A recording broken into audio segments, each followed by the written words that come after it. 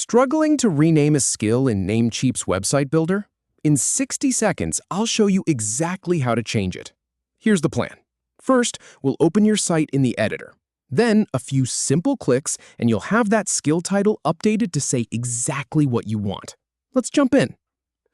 All right, so you've got a skill listed on your Namecheap site, and it's just sitting there with a generic title you can't stand. Maybe it says Skill 1 or something else that doesn't fit your brand at all. I've been through this exact process, and trust me, the fix is simpler than you think. Start by navigating to your site inside Namecheap's website builder. This is the main editor area where you make all your changes. If you're already logged into your Namecheap account, just go to your website section and click Edit. This will open up the full editor view of your live site. It might take a moment to load, so just give it a second. Now, scroll down to where your Skills section is located. You'll see those skill bars or icons with the titles underneath. Here's the really important part. Click directly on the skill you want to rename. Not the whole section, just that one individual skill. You'll know it's selected when you see a highlight or a little editing toolbar appear around it.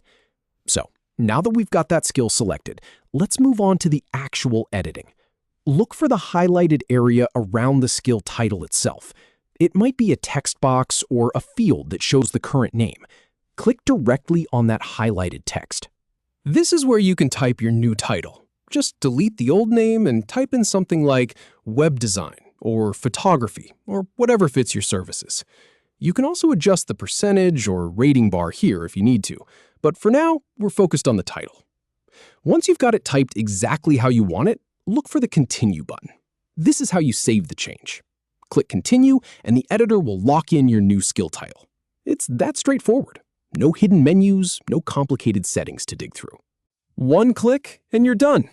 And there you have it. You've successfully renamed that skill title to match your brand.